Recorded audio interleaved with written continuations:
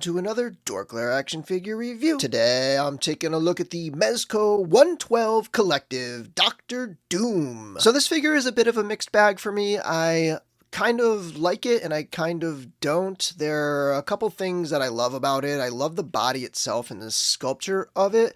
I dislike the articulation, and I'm not usually one to care a ton about articulation, but like this figure is like every single joint is like 10% away, like a very small amount away from just making it an absolute joy to pose. Everything just doesn't quite hit. Like, and when I'm posing it, I just kind of hit a wall every sort of time I'm trying to get it into a decent pose. And so if it just had like this tiny bit more range, it would have been amazing in terms of articulation. And then the other thing I don't like is the cape. The cape has like thin wires and it's kind of a thicker material. It's actually a material I'm not a huge fan of that they do. It's got like that suede velvety kind of feel to it. So the wires are a little too thin for some great posing. And then there's no bottom wire along the bottom edge of the cape. Like they just put out the Gotham by Gaslight Batman, and that one has wire along the bottom of the cape.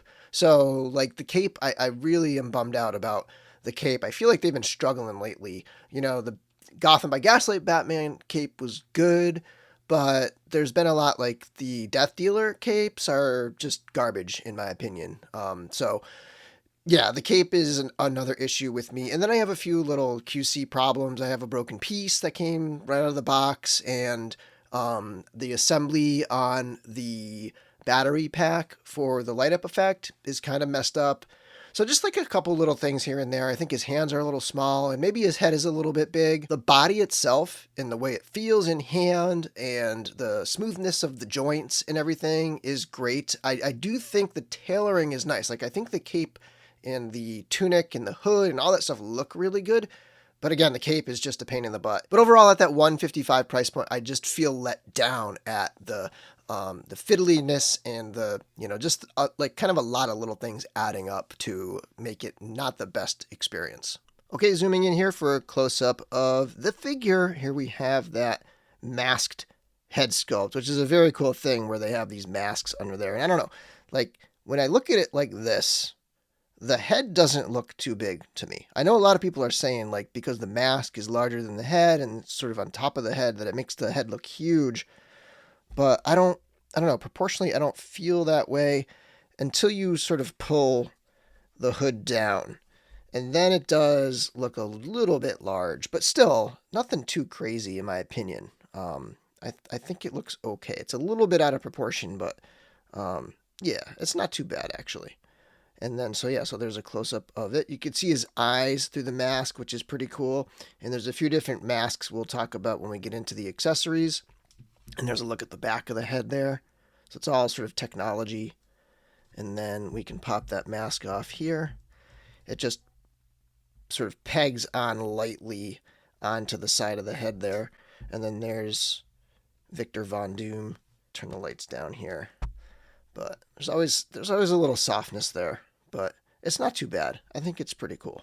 And then, there definitely does not feel too big. It's just, the mask on top of it, it kind of enlarges the silhouette of the face. And I do really like the hood, but I keep having this little issue where the seam underneath where it's folded under and stitched, it kind of pops down and you can see it there. And so again, it's just like another one of those little things where I got to fiddle with it, with some tweezers or whatever, and then tuck it back under to get it looking good again. But yeah, just like, again, a lot of stuff like that. Just these little things that kind of make it annoying that I paid $155 for the figure. If this was $100, I'd probably be calling it like, figure of the year, or should have put it on my top 10, but still it does not beat out either of the two Mezco that made it to my top 10, which were the Gotham by Gaslight Batman and the Solomon Kane figure. One thing I do really love about the cape is this area right here. So you have these magnetized discs up here that stick onto his chest, and then you have the chain, and everything sits really nicely right here, and it kind of creates that classic Dr. Doom, kind of like that cape coming up. Like Thor has a similar thing in the classic comics where the cape kind of comes up like that, which is something I do like about it. Like that part of the cape, I like. It's when you get down here and you can't pose it that I dislike the cape. Like I want to be able to, cinch it together and have it almost looking down, like almost looking like it's relaxed in the back by using that bottom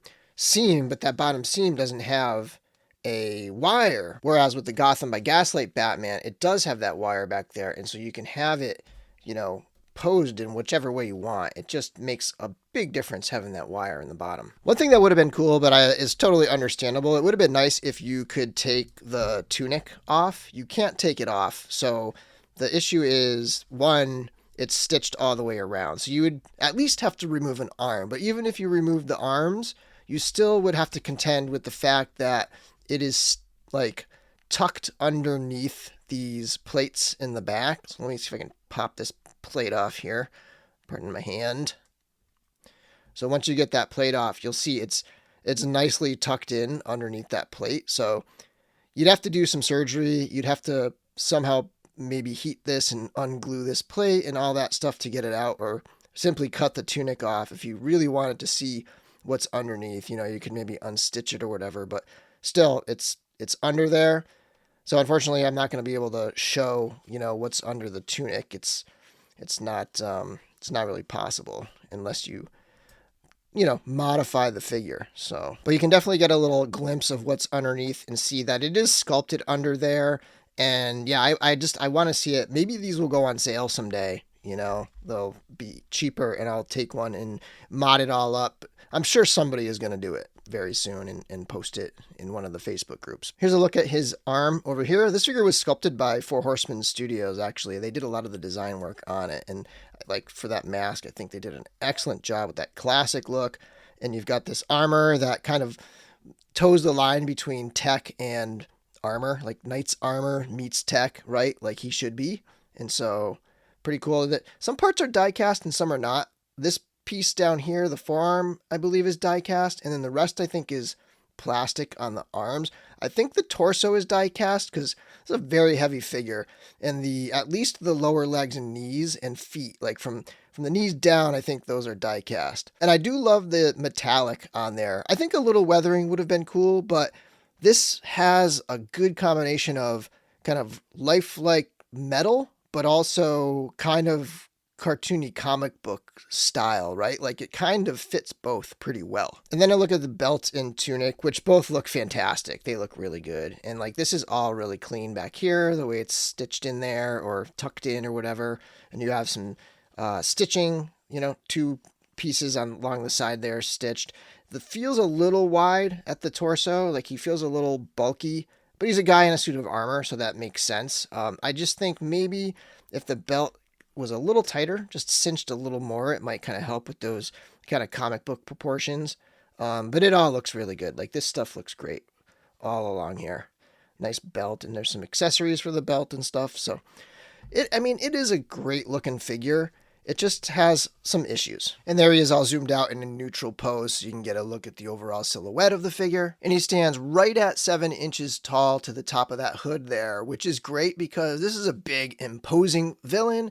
And sometimes Mezco gets the heights a little bit wrong and they kind of make all the figures right around the same height, but it's nice that they made him a little bit taller there. For comparisons, here we have some Mezco Marvel figures. On the left is the Stealth Suit Iron Man with a custom head sculpt. And as far as like wanting to know what this Dr. Doom feels like, I'd say the closest comparison are these Iron Man bodies. They definitely feel like they're engineered and they just feel very similar. And those figures are awesome. If you don't have one of those Iron Man figures yet, grab one. They're really good. They're still available. Just awesome figures. And I think height-wise, this works. I mean, these two humans in, tech armor suits, roughly same height, works for me. And then on the right, we have the standard street clothes Logan. Next, a couple other Mezco figures. On the left is Gotham by Gaslight Batman, which is an example of a cape done really well. And then for those who love Savage Avengers, on the right, we have Conan the Barbarian. Here we have a couple non-Mezco Marvel figures. On the left is the 3-0 Iron Man Mark III. And on the right is the SH Figuarts Hulk Mezcoized with a couple custom parts. Here he is with a Mafex and a Marvel Legend. We have the Dark Knight Returns Superman and the Retro Green Goblin. Next, on the left, we have a standard 1.0 Mythic Legions figure, the Xylernian Guard, with the Iron Mask head sculpt from the Safe in the Jacob Marley set. And I feel like this thing is like a hood and cape away from being a Mythic Legions Doctor Doom figure. And on the right is a kit-bashed Masterverse He-Man with a custom head sculpt by Monster Machine Creations, painted by Eric Miller, EM Custom Parts. And here I tried to squeeze all the accessories onto this stand because I just want to show how much this thing comes with. It's pretty insane how loaded it is. And this is where that $155 is, right? Like, I complain a little bit about, like, my $155 figure shouldn't have all these little mini issues that are nagging at me. But I do think, like, the value's there. Like, in terms of the amount of parts, I mean, just the hand count is far more than your usual figure. And it's got multiple head sculpts with 3 different masks over here. It's got these, magic effects. It's got these, like, shock effects. And these are actually hands over here that have the shock effect built in. These are nice and soft, so these aren't going to break or anything like that. It's just a lot of cool hands. You have spell casting hands, or as we refer to this in the Cabal above all hands. A variety of different gesturing hands. You've got sort of clawing hands. You've got more open hands. These ones have blast effects that you can plug in right here. And unfortunately, this blast effect is a little bent. But yeah, and again, just these little tiny things that are kind of annoying, but bending that back is the least of my worries. Just a little heat. We've got some fully open hands. Got a flat hand for doing this energy blast right here, which sits right in there about. Let's see here. Yeah, there we go. So got him firing an energy blast out of his fingertips. Another little energy blast here that I think goes on his fingertip like this. I'm not entirely sure. If anybody has other ideas for this one with the hole in it, like where that would go, let me know. It doesn't go on the front of the pistol because, so here's the pistol right here. This one has the hole like this. And so that's the one for the pistol. It's a pretty good looking pistol. It's got a holster that has a little peg here, and you can slide the pistol into the holster, peg that back on, and then you can loop that around the belt over here. And then similar to that holster, there is another little leather pouch you can add to his belt. And then you can pull those plates off the back and you can plug these boosters in there for flight. And those actually do have effects that you can stick in.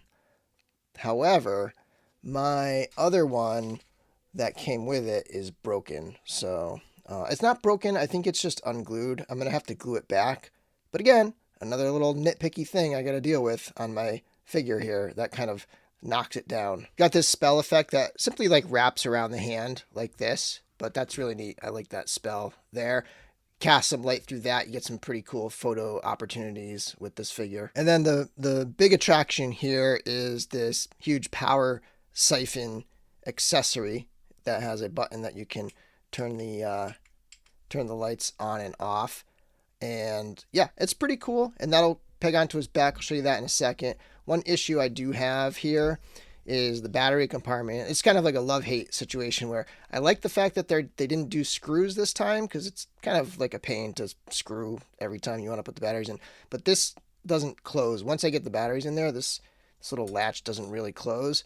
But you can see it takes 3 of these batteries. They are included, and it has a switch right there. And then here he is with the power siphon attached, and I dimmed my lights a little bit so that you can see the light up effect, and it attaches nicely. Like this is a really cool piece. I tried to put the cape back on him so that he could have the cape on too, which it works out okay. It's a little tucked behind there.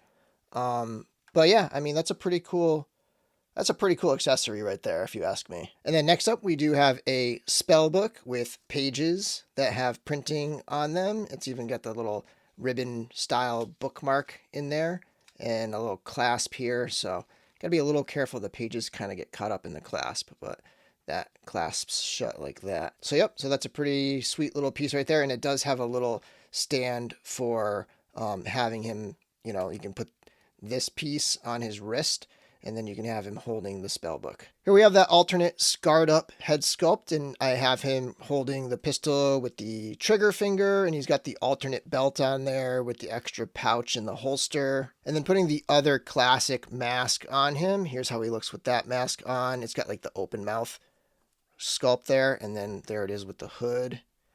And I do love how you can see the eyes in there. And then there's a look at the modern faceplate, and then again that one with the hood up.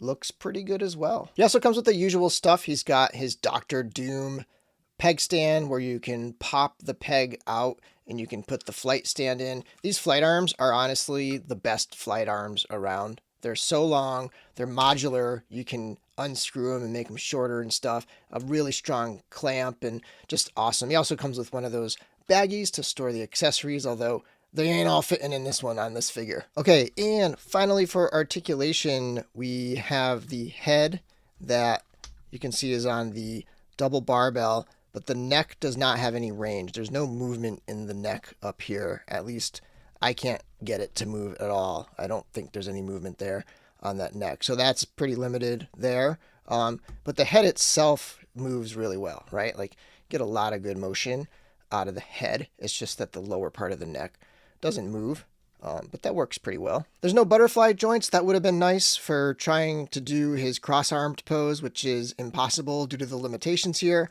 but we do have a hinge that can swing just about to 180 degrees and a swivel that can go all the way around. Nothing inhibiting it there. There's a twist at the bicep. There's a double jointed elbow, but no matter how you try to do it, it's not going to really go much more than 90 degrees. A little bit more there would have been nice.